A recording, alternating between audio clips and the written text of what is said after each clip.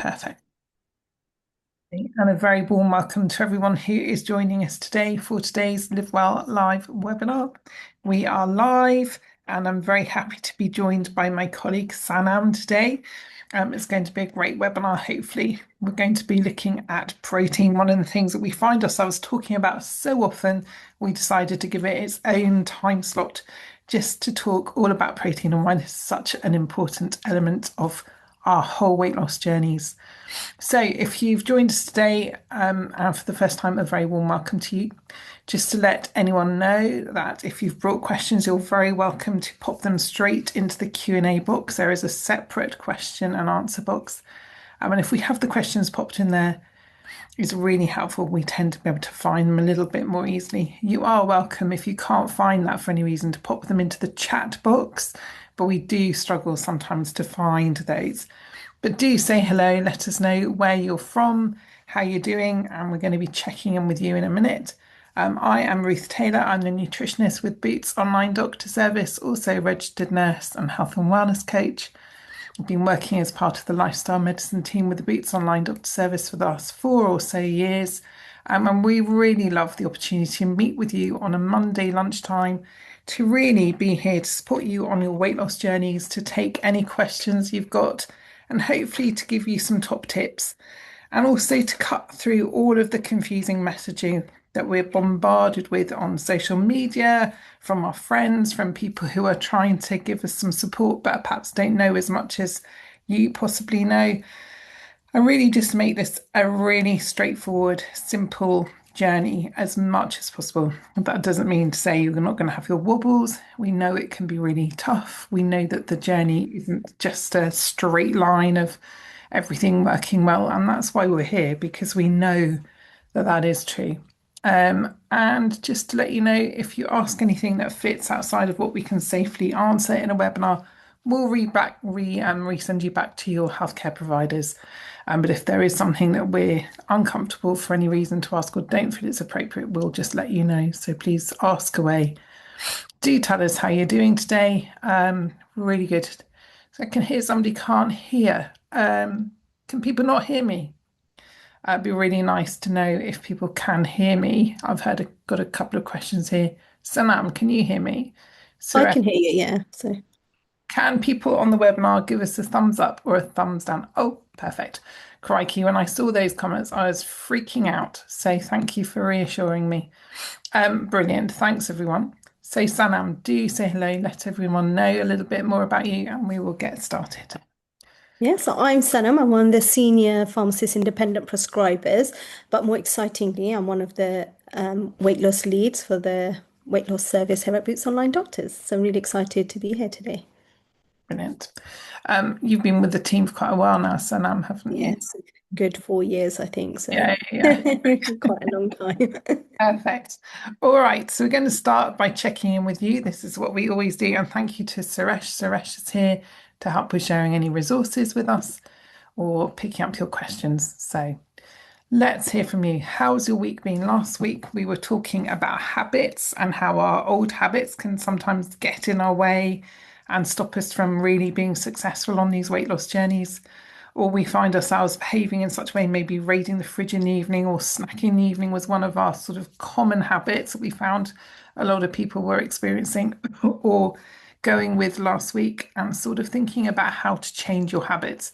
Has anyone had any wins this week or any insights? Even getting an insight into your own behavior, we would count as a win, because I think those insights are really helpful in terms of helping us to promote change in the long run. And what we know is changing our behavior can be the thing that really sets us up for long-term success. So do let us know if anything's happened in your life that's been helpful, unhelpful, or anything in between. Do let us know. We're always interested to hear what's going on for you. And if no one's got anything to add right now, then we'll start with our protein poll. Well done. So somebody said they stopped. And just to let you know, we're sharing a poll with you. This is completely anonymous.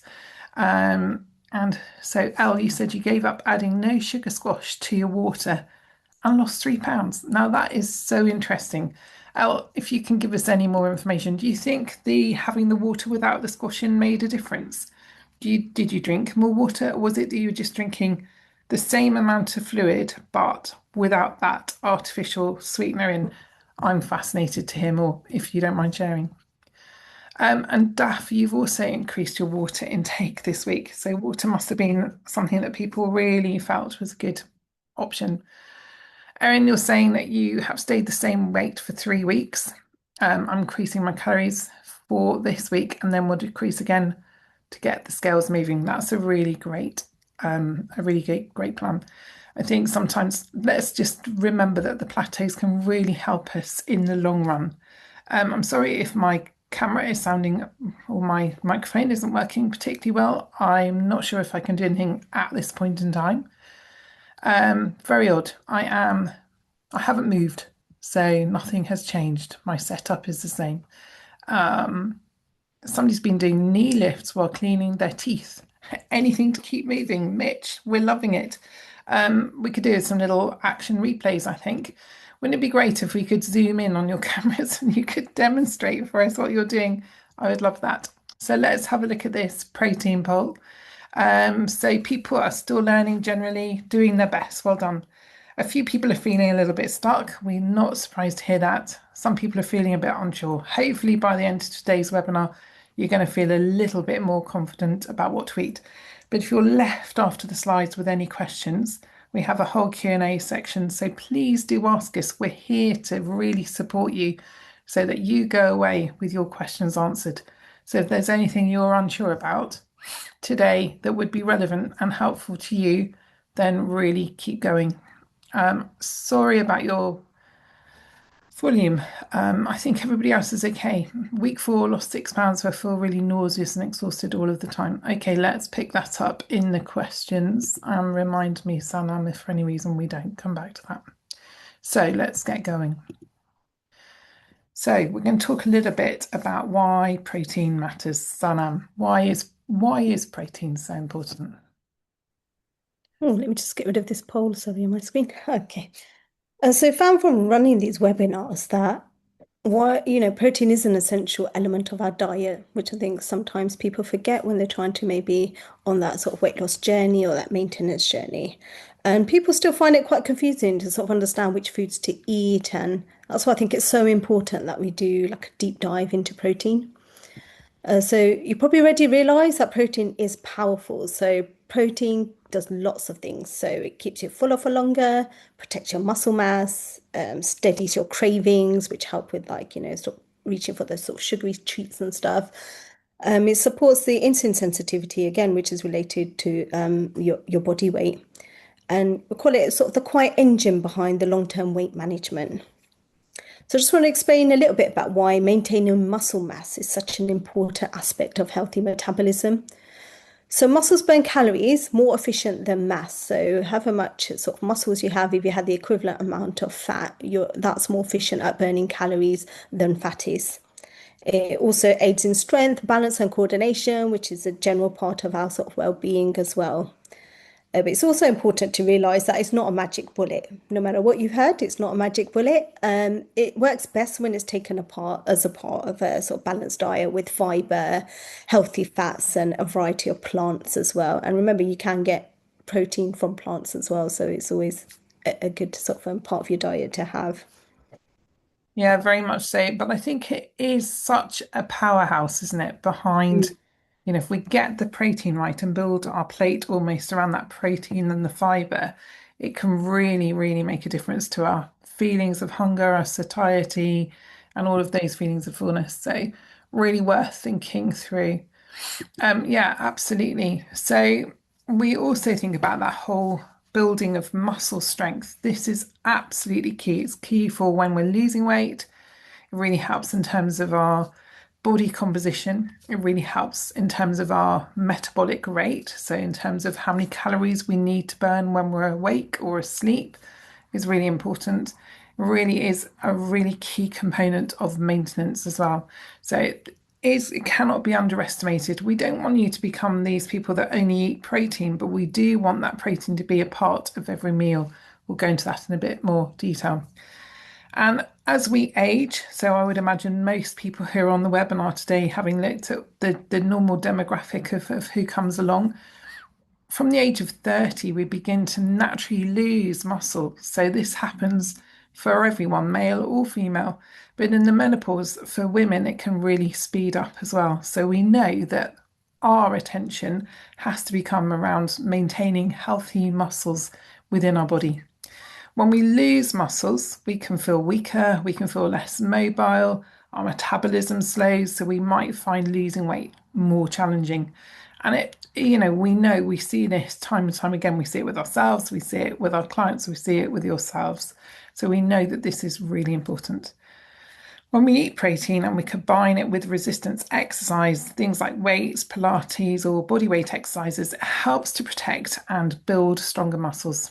We are thinking about the muscles that we have and making them stronger. More muscle doesn't mean that we're bulking up. It means that we're able to walk more easily. We can walk for longer periods more easily. We can climb the stairs. We can maybe have more energy through the day. And we are also going to have the added benefit of just feeling less overwhelmed, less lacking in energy, and just generally will have a whole better sort of body structure so that our metabolism is working really effectively for us, which is what we want. We want to come out of these weight loss journeys with a metabolism that's going to support that long-term weight loss or that weight loss long term. We want this to be not a quick fix. We want it to be the fix that lasts, really. And this whole aspect and thinking about protein is just an important component of that. So I hope that makes sense. Some people are saying they're not always consistent or not sure what constitutes protein. So great. Suresh, I can see you've just shared with everyone the protein-rich foods. So we've created, because we know that people get really confused because this information is just so confusing sometimes, not only which foods have protein in them, so we've shared a document of the protein-rich foods, but also the amount of protein. So say, for example, an easy example is a chicken breast. If you look at a chicken breast, generally it's a palm-sized portion, but only a quarter of that is going to be really that true protein component. So we need to wrap our heads around what this means, and we will go into this in a little bit more detail in a minute. We also know that protein is really important for promoting insulin sensitivity, and we talk a lot about protein, but we also talk a lot about insulin sensitivity. It's sort of one of the big key concepts of weight loss and successful long-term weight loss. We know that when we're overweight or when we're carrying more fat around our middles or when we have a higher body fat percentage, that we are, or when we're eating a diet that is higher in easily available carbohydrates, so high glycemic, sugary sort of carbohydrates that burn very quickly, we're going to produce more insulin. When we keep producing more insulin, that's maybe because we're not moving very much, or it might be because we're eating a lot of processed foods, or eating those white breads, the pastas, the rice quite regularly. We're going to be producing more insulin because those foods are burned and absorbed into our bloodstream very quickly. So our body has to compensate for that by producing more insulin. The more often we're producing higher amounts of insulin, we can become less sensitive to insulin because eventually our bodies just stop being sensitive to insulin. We become less sensitive to insulin, we become a little bit resistant to it. You may have heard of insulin resistance. That's a sort of precursor to type 2 diabetes.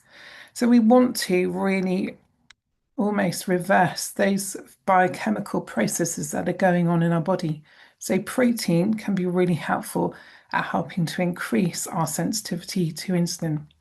And that's not because we're only going to focus on eating protein, we're going to pair it with the other foods as well. But it can really help to balance our blood sugar and reduce the amount of insulin that we have to produce. And again, there's a sort of balancing act that needs to be thought about here. We can't eat just protein. It just generally isn't what we need and what isn't good for us. We also don't want to eat too much protein because, again, we may find that we're not so sensitive to insulin. So again, it's a fine balancing act. This is why it's really important to talk about. But what we want is for you to eat enough protein that you notice that you're not having as many cravings, or you might notice that you aren't having that dip in energy in the middle of the day or after in the afternoon. We know lots of people will suffer with post lunchtime dips in their energy, or they may feel really sleepy or really tired, or working might just feel that little bit harder. So we really want you to feel the sense that your body is beginning to tune in and listen, and you've got that vibrancy and that's lasting longer throughout the day. I hope that makes sense. Do you agree with that, Sanam? Yeah, I think that's really quite important. I suppose next thing it needs us quite nicely onto sort of, how much protein we do actually need, because that can be confusing in itself as well. Like I know somebody mentioned they're confused about what to eat, but also maybe how much should you be eating? So we sort of give like a simple guide. So we'd say about 20 to 30 grams of protein per meal, or which might be easier for some if you do 1 gram of protein per kilogram of body weight. So for example, you weigh 100 kilograms, that would be 100 grams of protein you need throughout the day. And that will be split across the day, so not all at once. So that would be split across 3 meals. So if you weigh 100 kilograms, you want 100 grams of protein split across 3 meals. That's around about 33-ish grams of protein per meal. Doesn't have to be strictly, but just the emphasis on sort of like spreading that throughout the day.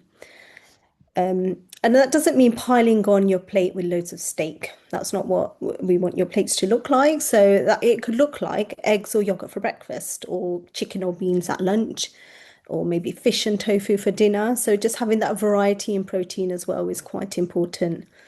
And the key is again spreading it throughout the day. So just don't take it all in one, like, don't all have it just for breakfast or just for dinner, because your body can only use so much protein at once. So it's better to have it in small amounts regularly, rather than one huge dose. And that will help with that satiety that I mentioned before and that sort of insulin sensitivity. So just spreading it throughout the day so you're not getting sort of, dumps in sort of like cravings and stuff as well.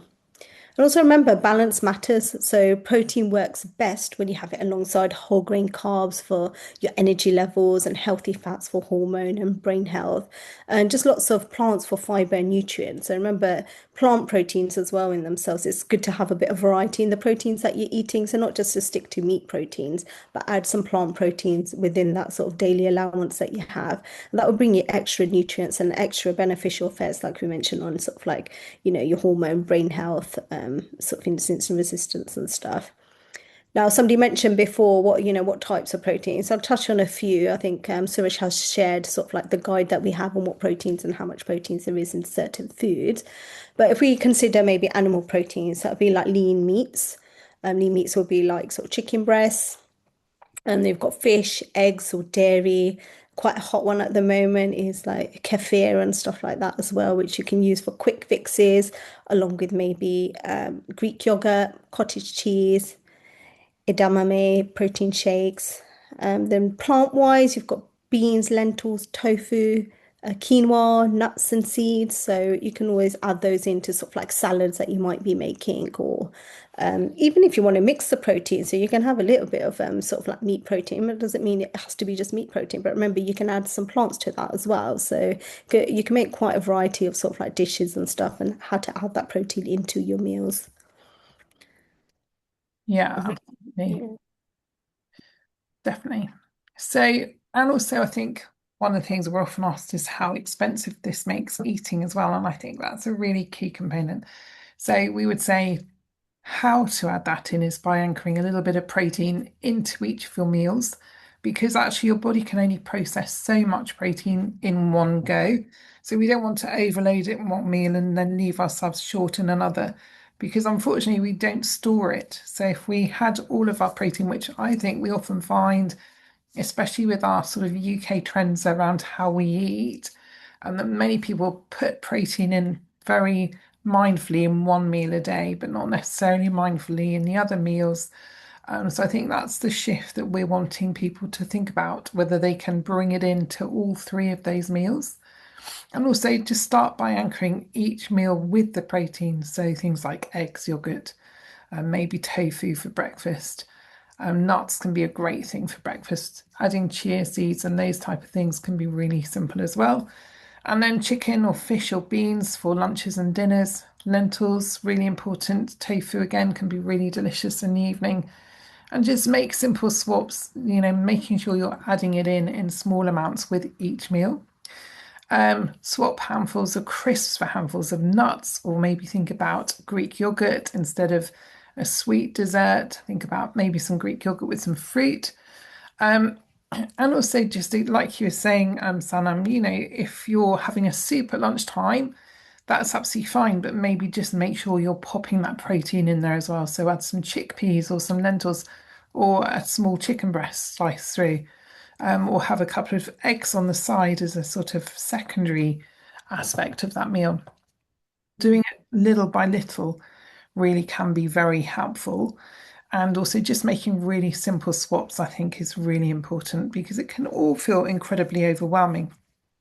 And I think it'd be really helpful for anyone who's not been here before if we share the core meal plan and the core GLP-1 meal plan, because then you'll see where that protein fits into a balanced meal a little bit more.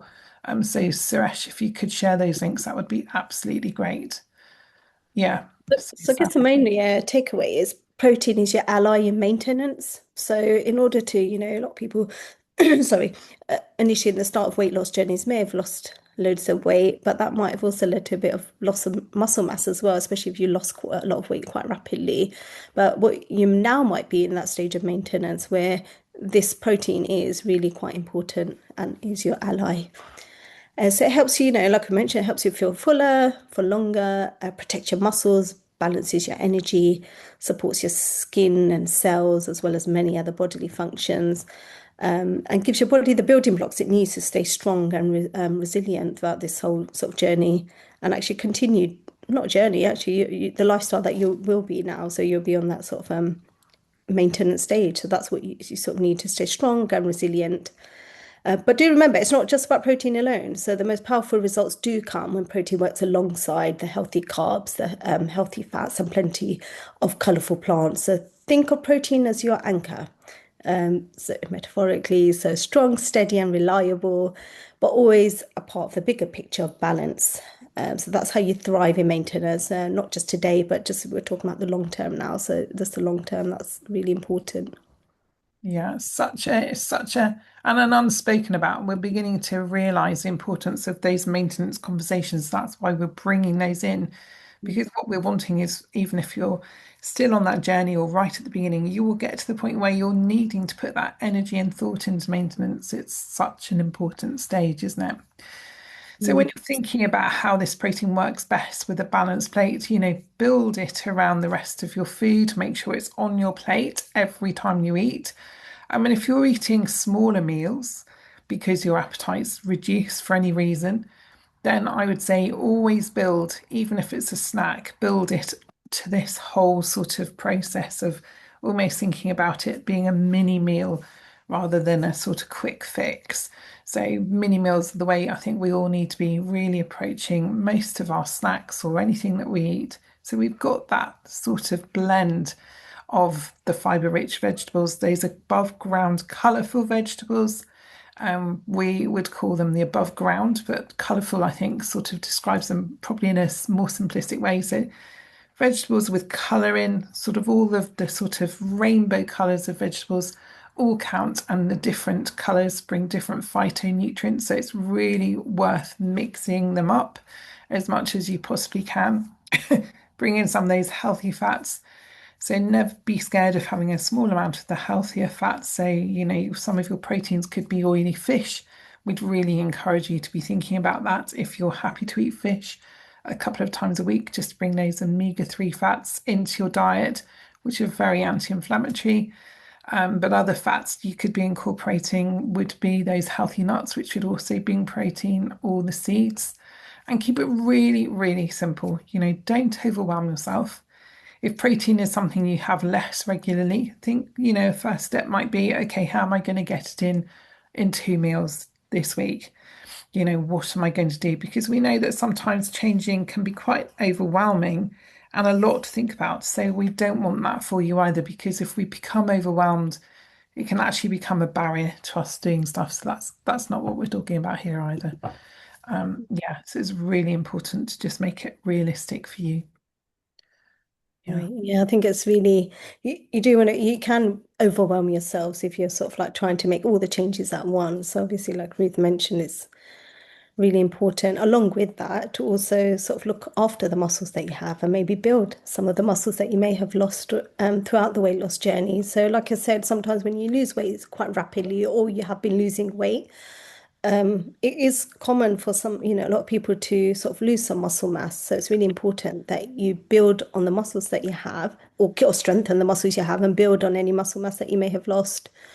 So it's what you want to do is activities which make your muscles work harder than usual. So it doesn't have to be, we're not talking about you becoming a bodybuilder or anything. So we'll talk about building muscle mass. It'll be doing activities which might make your muscles work harder than usual. So that could be just using your own body weight strength exercises.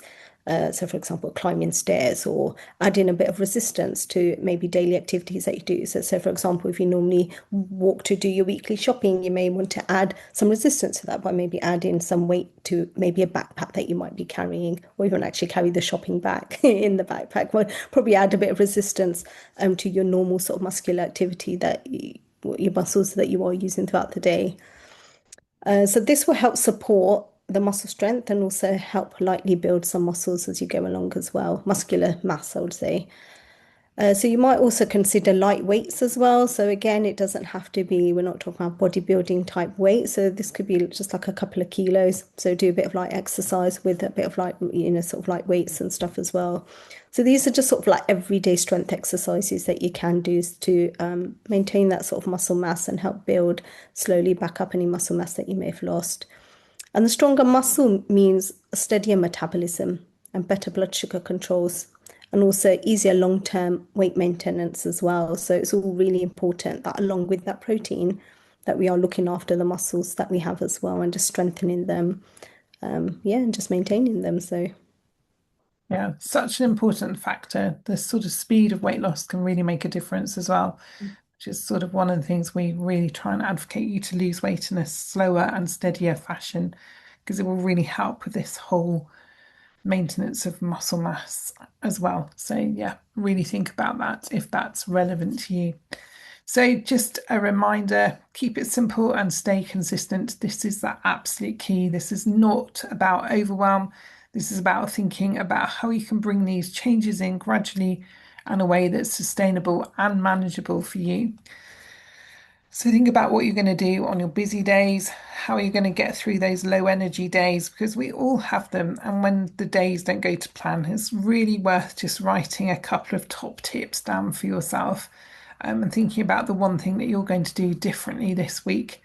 Take it one step at a time, keep it simple. This is a new habit for many people, and we know they can take a long time to make as a complete sort of secure habit.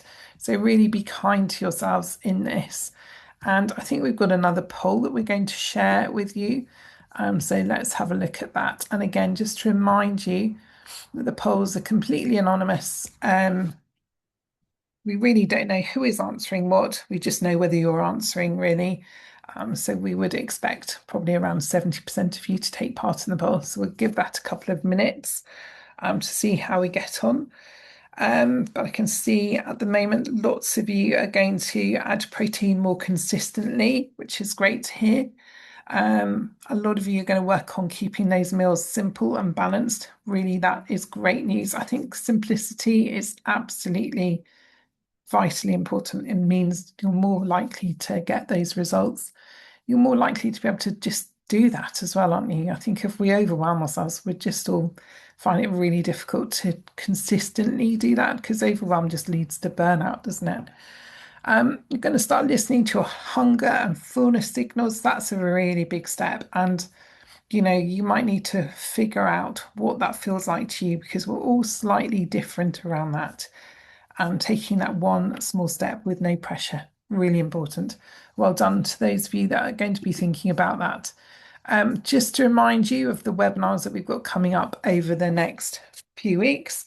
And we're going to be talking all about cravings next week and how to really prevent that self-sabotage, which we know can be a factor for many people in life as well as on weight loss journeys. So these tips can be really useful for all of us and can be applied to many different areas of our lives.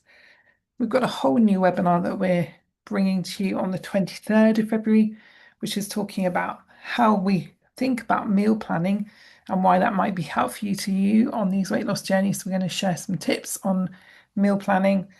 And then we've got a whole webinar on overcoming emotional eating, which is such an important aspect of managing ourselves, recognizing that perhaps there is an element of emotional eating going on. And we've got one of our team from Beats Online Doctor joining me for that webinar. It should be great. So do feel free to come along to all of those or as many as you would like to. So we're going to now stop sharing our slides and we're going to come to your questions. I think we had a pull up a second ago, but I've completely lost it if we have. Did I close it down? Let's have a look. Brilliant. So I'm going to go back and just going to ask you about where you are in your weight loss phase. Oh, we've already started. Now I can share, I can see it. So I can see it's really helpful for us to know what's going on for you, where you are in your phase. There's no right or wrong answers. Please join in if you feel you would like to. And we've got quite a split in the audience today from what I can see. So around the majority of you would just seem to be slightly ahead with the just starting out. So really great to know that. The other large proportion of you are those who are midway through, and we know that can be a really sort of sticky time when perhaps the results are a little bit slowing down a bit. So brilliant for being here, well done. And quite a few of you are coming today in maintenance, so well done to you as well. We know all of these phases can be quite challenging. So this is the time we're going to now bring you back to your questions. So let's have a look. You've just listened. Chris has just completed a strength workout while listening to the webinar. That's Oh, brilliant. that is so cool. Well done. I'm really impressed. May have to make it a part of our webinars now where Did everybody you has manage to to. write any important notes down, Chris? Hopefully it all made sense and you didn't need to. That is really cool though. Well done. Can I download some of the PDFs? Are you able to send us links? What we're going to do, what we've started doing, I don't know if anyone has noticed this year, but we decided it would be a great idea actually to send the links out to the resources after the webinars. So we now do that. So we will make sure we create that list and we send it through to the IT team who support us by creating the Eventbrite webinars. If you've registered for the webinar, you will get a link to the recording after the webinar and also a link to the resources as PDFs in your email. So hopefully that will make all of that easier to grab. If for any reason that doesn't happen, don't hesitate to let us know because we're here really to make life as easy for you as possible, hopefully. Right, let's go to the questions, Sanam. So somebody's saying that they've been drinking protein shakes recently, but they have made you feel quite sick after drinking them.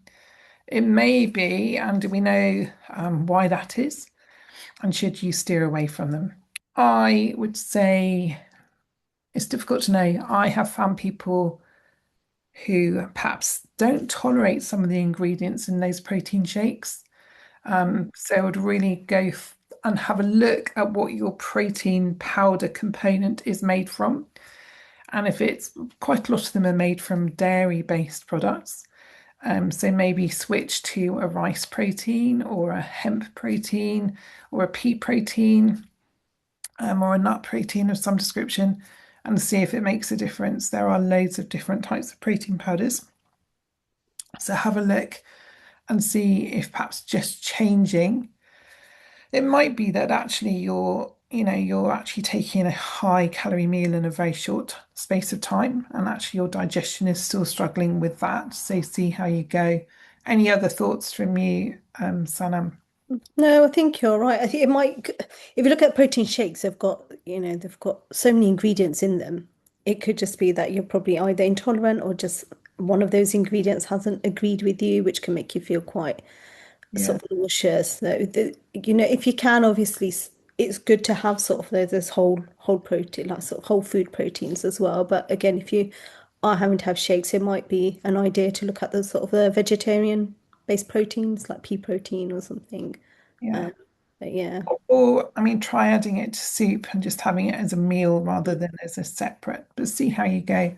Or adding some to your some yogurt or something. It really depends on what you like to eat and the time you have available. We were talking about this the other day, Sana, weren't we? And yeah. just, actually, I think our approach to the protein powders is that they are a supplemental part of someone's diet should they find it difficult to manage to eat all of the protein, or from a cost perspective, it's more cost effective to add that protein powder in. But we would recommend it's a supplemental aspect of your overall dietary intake rather than the key to your dietary intake. So I hope that makes sense and helps. And that's just said because we know that the sort of food-based proteins probably have a little bit more satiety um, in terms of that effect. And probably also the additional nutrients you're going to get from maybe a plant-based, the actual plant, whole plant itself. Okay, so there's a really interesting question about the overconsumption of protein.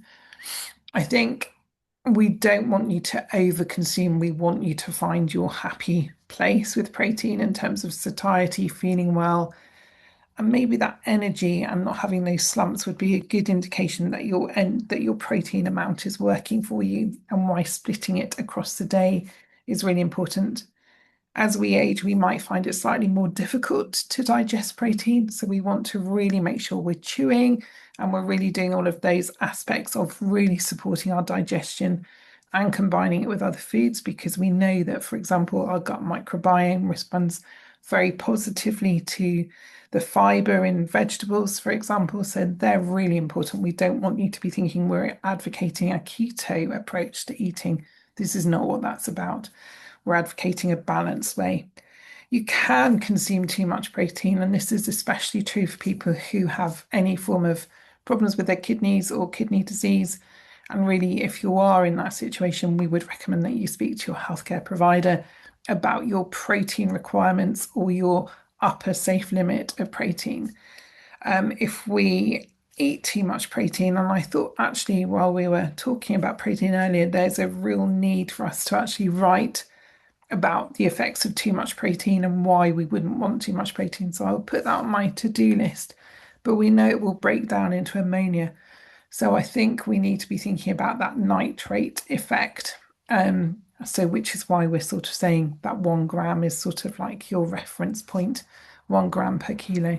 So hopefully that makes sense. I think I will dig in and try and get something produced for everyone about why we don't want too much protein as well. Yeah. And somebody's asking a great question when we mention plants. So, as in plant-based proteins, do we mean vegetables? Which ones have protein? So, Sanam, which, You've got like whole grains and stuff like that as well you can use. So when we're talking about quinoa, that's again protein based. So um, sort of like edamame beans. So they're protein based as well. They're all quite sort of key ones that you can use in diets. I'm thinking of any other plant-based proteins. So we've got chickpeas. So we're thinking of whole sort of foods and stuff. Beans, lentils. yeah, Yeah, I think. yeah, definitely. And then things like the quinoa, like you said, tofu's great, isn't it? Mm. And you've And then mentioned the edamame beans. I'm thinking soya yogurt as well for some people can be really beneficial.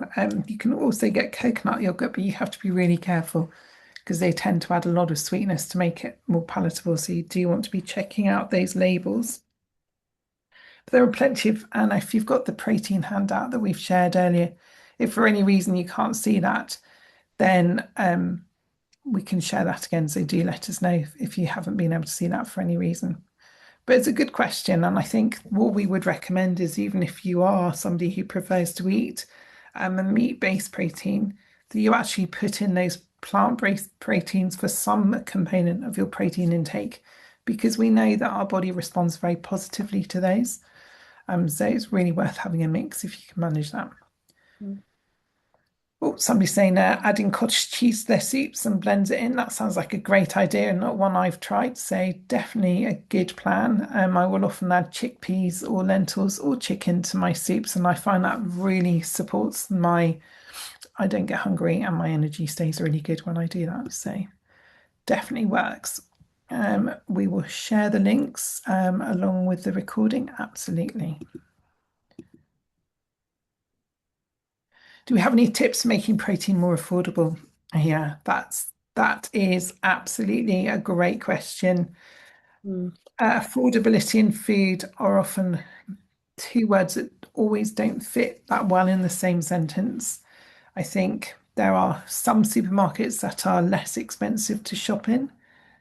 It is worth perhaps looking at some of the places online that you can bulk buy good quality protein from meats if that's your preference, and also the same with fish. But it isn't easy. It can be quite an expense, I have to agree. We were talking about that as well, weren't we, Yeah. Sanam?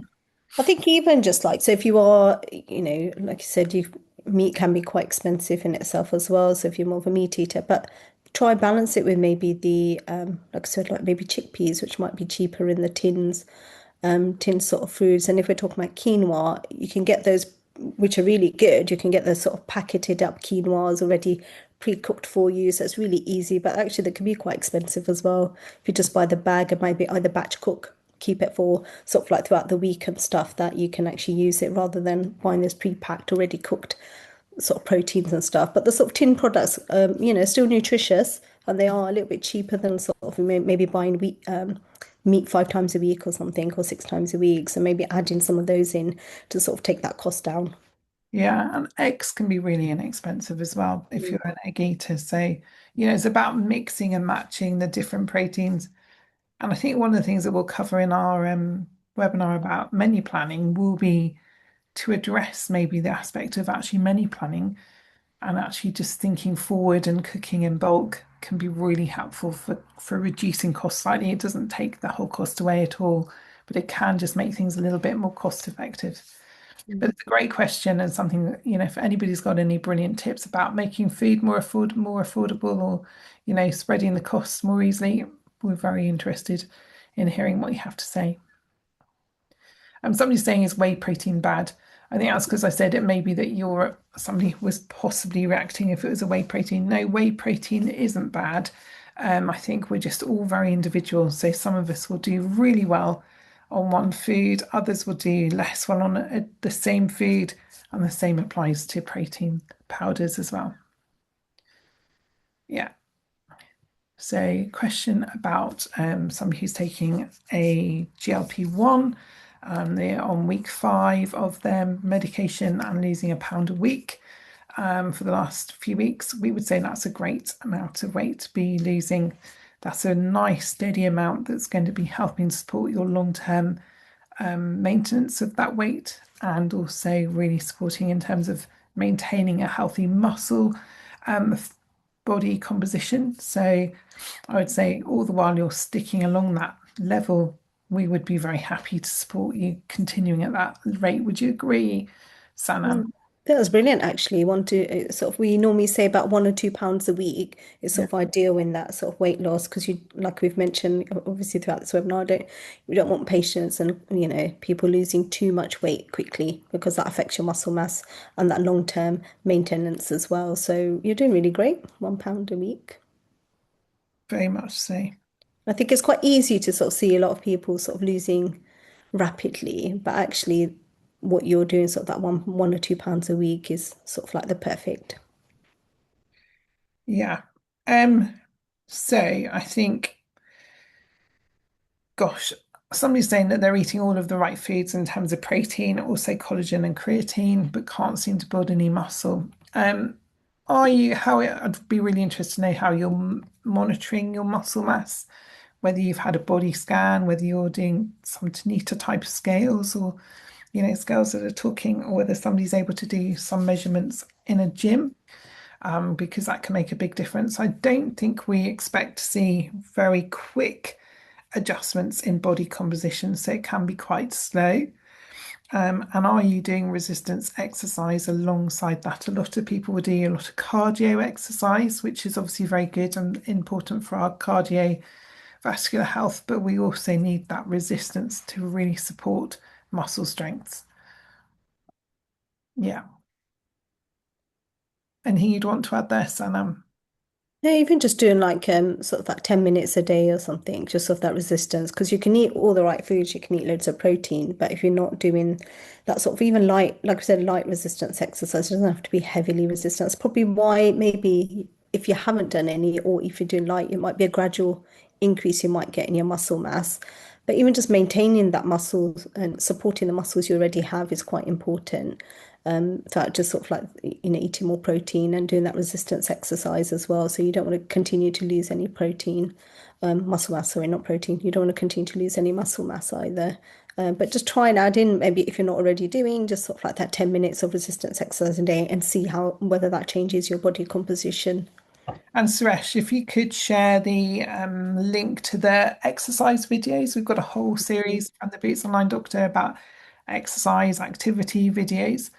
And the great thing about these is they start really for people who aren't particularly mobile or for any reason, whether that's through health reasons, or just because that's something you haven't engaged with for a while. So it starts really at a low level of activity. So it's acceptable for anyone, really and truly, and it will gradually build so you can follow whichever level is appropriate for you. I think that's really nice. So, Suresh, if you could share that link, that would be absolutely great. And so that's the weight loss video link. If you've got that, it would be great to share it. I can see we've shared the weight loss tracker and the link to the replays. So if you could find that, that would be amazing. If not, I'll have a look for it and we can send it out with the post webinar email. So I'll just make a jot of that down as well. So yeah, and also I think one of the things that's really important when we're doing those movements to support our muscle strength, so the resistance type of exercises, the repetition. So you almost like have to do sets of 6 or 8. So maybe 8 wall arm press ups against the wall or something like that. But then do a second set because I think it's the second set of 8 that bring the definition and the muscle strength. So it's sort of like there's quite a science there. So it's sort of like all of those things are really important. We need to do them a few times to really get the benefit of doing them. Is that correct? As far as you know, I believe that is. Yeah, Yeah.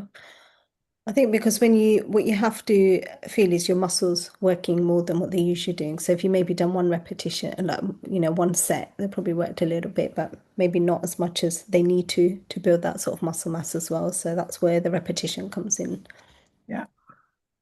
So somebody's asking how many grams of protein they need to eat. I would simply look at what your weight is on the scales and you use that as your guide. So if you're 80 kilograms on the scales, then you need roughly 80 grams of protein a day. That's what you should be aiming for, or whatever your kilogram is. So if you're somebody who weighs yourself in stones, see if the machine will flip and you can get that weight as a one-off in kilograms and check in every few weeks if you're on a weight loss journey just to see what the current state of play is, and see where you go with that.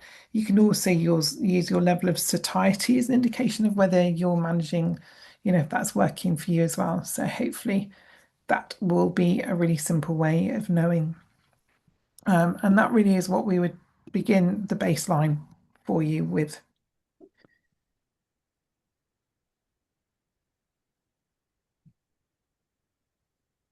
I'm reading a question, which is why I've gone quiet.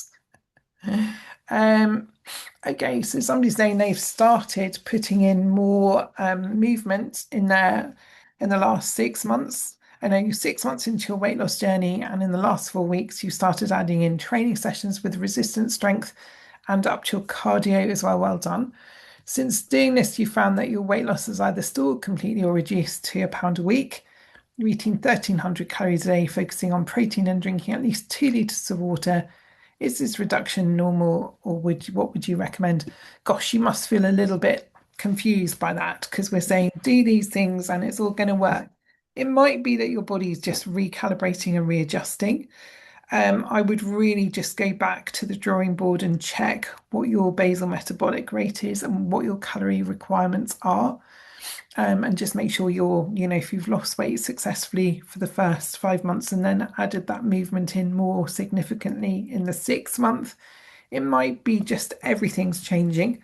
So it's worth just checking in, seeing whether that 1300 calories is still a good amount to be having most days. It sounds like your water intake is good, so well done for that. It sounds like you're doing a lot right. I wouldn't be derailed. I think it may just need some fine tuning. If you're a Boots Online doctor customer and you are struggling with a plateau that's lasting longer than you want it to, then don't hesitate to write in on your patient records because one of us will pick that question up and can give you some more specific advice. Yeah, somebody saying they love cottage cheese on slices of a pear or apples as a snack in the evening. That's a great idea. I love almond butter on a chopped apple. That's one of my yummy go-to snacks. Or a filled sort of medjool date with a nut or something like that in the middle. That's quite nice. Don't need many of those, and you feel like you've had a little treat. Mm. Somebody can have chickpeas in my cupboard and never seem brave enough to use them in anything. Right. Your challenge then is to use them this week and let us know how you get on. Honestly, they're delicious. Some people love them. Some people, for some reason, hate them. I would just simply open that can, drain it, rinse it, and chuck it into some soup. That's the simplest way. Or a curry, or one pot meal of any description. They go with everything basically. I often make a nice chicken and chickpea curry just because I really enjoy it. Sanam, what would be your top tip? I think I've just added it to, like you said, the one pot. I think I was thinking of saying let me add some more protein. So I just got a tin of chickpeas with my base of tomato, sort of plucked tomato, the chopped tomatoes, tin of that. Just put it all into the oven with a bit of like flavoring, and then just add some chickpeas. And I think, like you said, some people liked it. My kids don't all like it, but it was quite a good way to sort of add it in actually, and it's quite a good sort of tip you gave there. So Yeah, I just think don't get overwhelmed by it. Something new, it's new. We don't know what to do with it. We feel like very confused about how this is going to turn up in our sort of diet, how our families are going to cope with it. There's so many barriers to trying new foods. It's crazy. We're all the same. We're all human. Um, I think just open it, don't be fussy, chuck it in something, see how you get on. yeah, maybe just think a few ingredients you like and just chuck them all together, I think, Yeah, and then just see what. exactly. And then you can start getting exciting and making like a chickpea Yeah. blend, and you can start sharing your recipes with us. I think it's funny. We're so funny as humans, aren't we? We get Mm. stuck in our little ruts. Okay. Can I take protein shakes whilst taking weight loss medications? There's no reason why not, but we would still want you to be having an adequate amount of calories. We don't want you to be crashing your calories really low. And we really would want to encourage you to be eating foods as well. Would you agree, Sanam? Yeah, and also when you're on that sort of weight loss journey, you can be more inclined to have a lack of nutrients. So you might become slightly malnourished as well when we talk about other nutrients. So eating the whole foods keeps that there. So it's quite important to sort of have those. And like I said, you can use it as a supplement, I would say, rather than sort of making that as your core sort of meal. You need to add in those nutrients that you're sort of already reducing your sort of intake of food anyway, and you need to make sure that what you are taking into your body has those nutrients that your body needs to keep on going. Yeah. Okay, so somebody's asking about how to lose visceral fat, so belly fat specifically. So all of the things that we've talked about today would be really relevant. So making sure you're eating that protein, doing those resistance exercise, is making sure you're properly hydrated. Stress can be a key component of fat around the middle, so you want to be managing your stress as much as you can as well, or if stress is a component, come along to our stress webinar or listen to a replay about that. And walking can be really helpful, I believe, as well. So, one of the things that walking will do is it can really help with our insulin sensitivity. So, 10 minutes after a meal. Just put some shoes on, go for a walk, or walk around your office or your house, or do a long route around somewhere.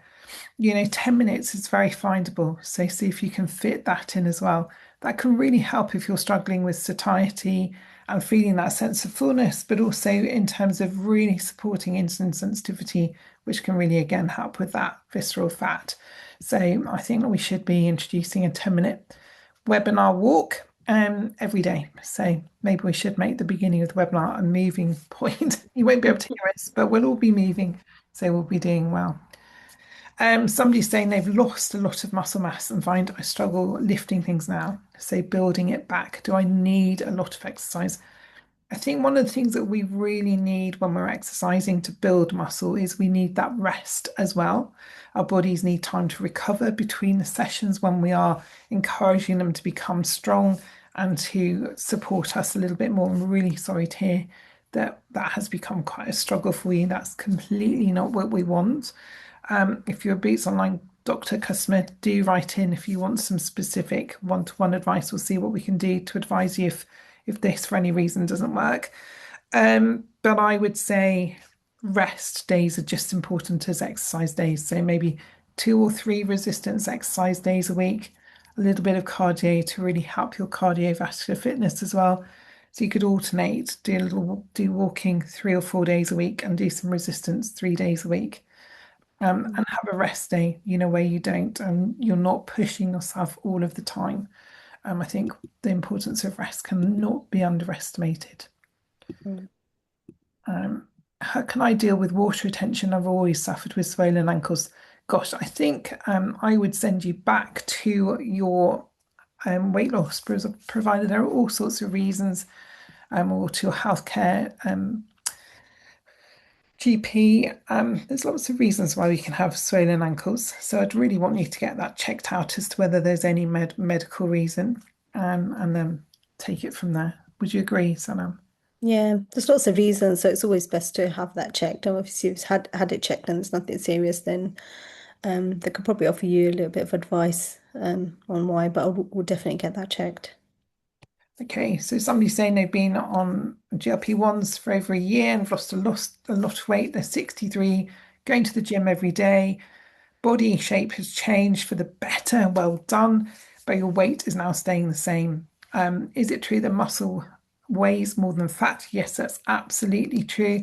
I'd be really wanting you to look at your body composition, using that as your guide. Weight is one element of health, but actually how fit you are, your energy, the clothes size, your waist circumference, your zest for life, all of those things become more important. We need to almost switch our brains to not worrying so much about the scales if everything else is telling you that you're doing well and you're really doing well in terms of your fitness. It might be that going to the gym every day may be a little bit too much, and I'd actually think about whether there's wiggle room to alternate what you're doing a little bit more. Make sure you're getting that resistance 3 times a week. But just see, maybe there's a room to calm down a little bit unless you feel fantastic. Yes. So someone's asking if we recommend fasting or intermittent fasting. Yes, we would recommend that depending on you, depending on your life stage, depending on medications. All of those things really do matter. So we'd really want to know a little bit more about you, or please do listen to our How to Eat webinar. The replays of webinars has been shared, but if you need that link again, please ask for that. We talk about fasting in that, so that would cover that nicely for you, hopefully. Cool. Is tin tuna as good as fresh tuna in terms of protein? Yes, I believe from a protein perspective, it is as good. Thank you for asking that question.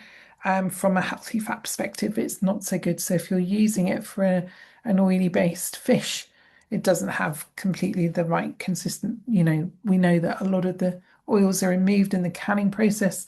And my understanding is they might be using those to make some of the sort of oily based supplements that we all like to take. Somebody's saying they do dance as their main form of exercise. The next day, my muscles ache as if I did weight training. Does dance help build muscle? Sounds very much like it does. It sounds like a great fun way to be getting that exercise in. So well done. So anything else that we've missed? There's lots of questions about protein powders. We're not against them. You can use them as a supplement to your meals to boost your protein intake to get you to that 1 gram per kilogram of body weight. When we talk about 1 kilogram, your kilograms of body weight, we're talking about your current weight. So that would be important to also know. How much is enough and what should we aim to be doing? I think we've covered resistance probably quite well. We have a whole webinar on metabolism, which we cover a lot more about resistance in that as well. Somebody's found the plant-based meal plan. Great. Do let us know if there are any resources that you need when you're here. We will share as much as we can.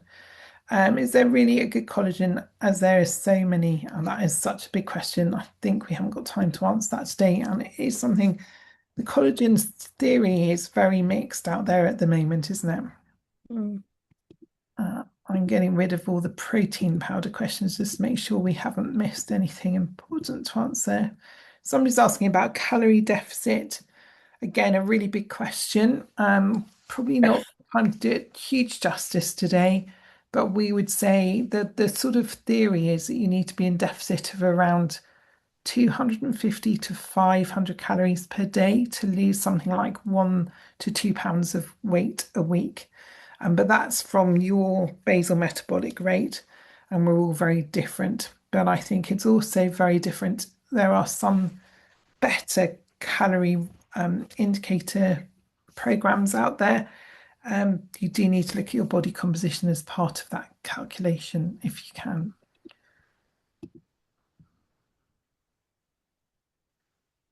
Okay. Somebody's struggling to lose. Okay, we've got some really interesting questions coming in here. I'm so sorry you haven't got time to answer them all.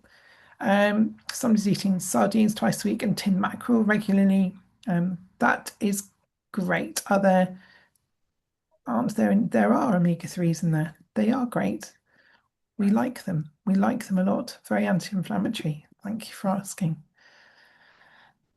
Okay, if you haven't had your questions answered today, please do bring them back next week. We will very happily answer them for you. I'm sorry that there are a couple that we've not missed. I think I found a couple now that are quite big questions and that we can't really do justice to. So we'd rather answer them next week. Thank you so much to all of you for your time and for joining us. Thank you to Suresh for sharing all of the links. That's been brilliant and really helpful. And thank you to Sanam for your time and brilliance today. We've loved having you here. Brilliant being here. Yeah, please do come back. Please do join us. And yeah, and sorry if we've caused any confusion about tin fish generally or oily fish. We love it. Take care, everyone. Bye. Bye.